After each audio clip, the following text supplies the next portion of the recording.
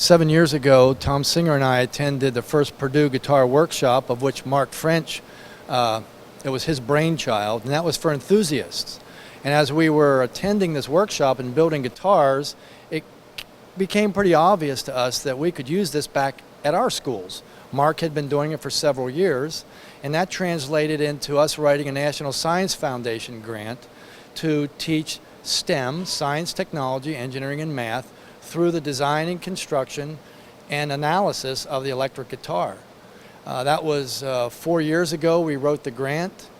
We've been across the country. We've had about 20 workshops, training hundreds of teachers, touching thousands of students. And at this point, there are several schools across the country that have implemented the STEM guitar project into their curriculum. The process starts with a kit that's manufactured by program participants. Kits right now come out of Sinclair Community College in Dayton. On day one, the students get their kits, and we divide their time about half and half between learning how to do or how to bring the guitar making into the classroom as a learning exercise, and then the other half of the time they're actually working on their guitars. So they start on the bodies day one and get the bodies pretty much done on day one, and then day two they go to the necks, and day three they go to the electronics. Day four they go to the assembly, and day five today we go to the setup. And so by the end of this all we've got learning modules for all the teachers, lots of good information for them, and each of them has a playable guitar. It's all enthusiasm. You never have a hard time getting people interested in making guitars, and the combination of being able to do that, but do that in an environment where you're learning something, where there's rigorous learning going on, it's a pretty good combination. The thing I like about this part is now, look, it's quiet, power tools are all put away, and this surface right here and what goes on this surface right here, this is what makes or breaks it. The great thing about this project is that there is an intrinsic appeal for the guitar. It doesn't need to be explained, and people understand what the draw is with the electric guitar. And so using that as a hook, we're able to draw students in and use that as a way to be able to highlight and illustrate math and science, engineering concepts that they otherwise wouldn't necessarily have the patience or the motivation or the interest in.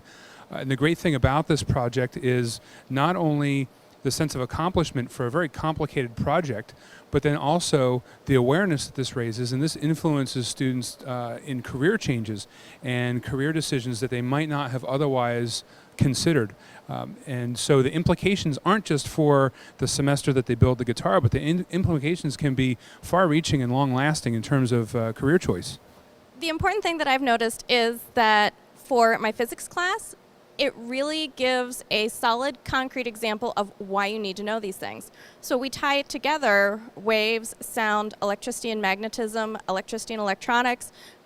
We tie all of those things together in the guitar. We also sneak in a little bit of chemistry of swirl dipping. We do some fun activities with that. The neat thing is, when I started teaching, I had 14 students in physics, 5 girls. I now have 65 students in physics. I have 3 sections of that, and it's now 50-50% guys and girls. So that's pretty awesome. And you can really start to see things increase when we started building the guitar. And it's not that my students wanted to learn how to play, or they already knew how to play. Some did, some didn't. A lot of them just did this because when else are they going to ever have an opportunity to do this? And it was just so cool. They got to get sawdust all over. They got to play with some tools. A lot of my students have never used a hand tool. They've never used a screwdriver. Some of them have, some of them haven't. But it gave them a really neat way to learn some skills like soldering, basic woodworking, stuff like that, and they just loved it. It's awesome. My guitar is a little different. This is a teaching guitar, so it has been actually, words have been put all over it that kind of tell you the size of the drill to use, how deep to make it, the name of the part, which is really what I needed. Funny thing, my students will too. But let me tell you what I'm going to do as a CAD teacher, because this is very exciting. What I want to do is I want to kind of take this as the focus. And so when I do things like teaching rotation, okay, I'll teach you to rotate. We're going to have the little tiny little drawing of the little one. And think about it. It's easy to see rotation with that.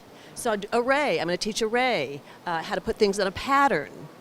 just so many things that, just focusing on one object that the kids can relate to. I'm going to put it in the classroom. I will. Watch. I'll have kids coming in before class. I got my name engraved into this with the laser machine that they brought. It was really cool. I got tiger engraved down here with the same laser machine. And you just have your regular strings and fretboards and all. And yeah, it's just your normal guitar, except you get to make it yourself, which is really cool. Yeah, it was difficult, but fun at the same time. It's a really difficult process, and I gotta say it's a lot of fun. The creation or building of the guitar includes many aspects of science, and so we're able to bring about those lessons, include those types of lessons as the students are building a guitar. Guitar brings the excitement and the enthusiasm for the students, and then we sneak in the technical subjects. We sneak in the science and we sneak in the math. Sometimes the students don't even realize they're doing that because they think, well, this is what I need to do to make a guitar, and they're so excited about the guitar that they sometimes forget about the math and the science. So it's and then we tell them that, well, you just did some math, you just did some science, and they're, oh, really? Well, you mean I can do that? And so that way they're going to feel more confident in their science and math courses and be more successful and maybe seek careers in that particular area. What intrigued me from the very beginning was the marrying or the relationship that we would find between science, mathematics, and technology. We're finding that a lot of young people are not given the opportunities to actually play with their hands, to make things with their hands. We find that they're really good readers and know how to study for a test, but they don't have skills based on experiences in real-world applications. So that was really fun for me to see the connection between those two. They come back or come out of this program with a terrific sense of accomplishment. They start with a very, very basic understanding of what the processes are. We teach them process that they can carry over to any kind of a problem that they might be confronted with. That is the ability to look at a situation, determine what needs to be done, and then act upon that. So it's a very, very empowering kind of a project as well. Very first day, start with day one, bandsaw. Can you imagine never having touched a bandsaw? I mean, things like sanders and things like that I have, but the files and the saws and the CNC equipment and the every tool that we touched was very intimidating, having never really played with them before. But after I get into it, it's like, I want to do more of this. We need more time. So I learned so much, so much. I have never had music in my life in any way.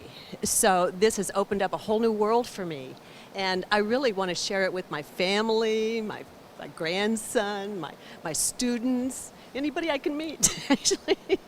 And STEM, science, technology, engineering, math, actually has a counterpart that's called STEAM, science, technology, engineering, art, and math. And if you talk about STEAM, you are including a lot more of the creativity. I mean, we had a sculptor here as one of the faculty participants, and so he used those skills in the development of his guitar body. And there is a lot of opportunity for kind of customization.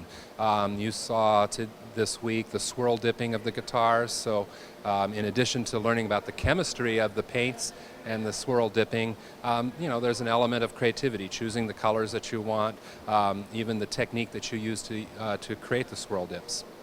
Your only limitation is your imagination. If you can design it and you have the tools and the equipment, you can make it. And so any sort of mechanical device, and the guitar is great because it has the combination of the artistic aspect as well. When you can combine those things and use any sort of thing to combine art and creativity as well as the technical side of things, and capture kids' imagination and have them push the boundaries and do things that they didn't think that they could before. Like I said before, your only limit is your imagination. The guitars are always at their graduation parties. Just seeing the friends and family, grandma coming up and saying, hey, that's just such an awesome opportunity for my student to get to do that. That's kind of neat. I've had parents coming in wanting to build guitars and helping us. Some of the students have given their guitars to their parents who play in bands. And that's cool. that just shows you that, yes, these are music quality instruments. These aren't just neat objects.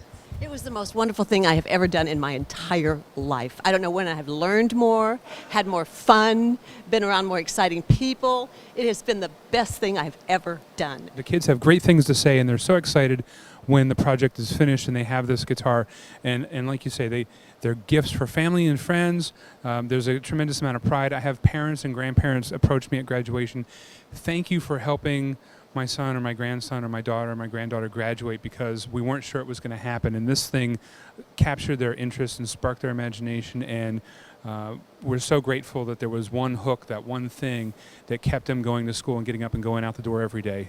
Thank you so much for that. And when you hear those kinds of things, it's very moving, and you realize and to understand, in that moment, in a way maybe you hadn't before, just what it means for what you're doing with these children when you do this stuff. And it's not just the students that are excited. The teachers are rejuvenated. They're given new energy and new ideas to improve their teaching and engage the students. And the students are more successful. The students are happier. The teachers are happier in their work. So it's a win-win all around. Calibrating the saddle. And what it says is we got to measure from the 12th fret to the very front edge of that mechanism. And it's got to be exactly 12.75 inches. So I'm going to measure that.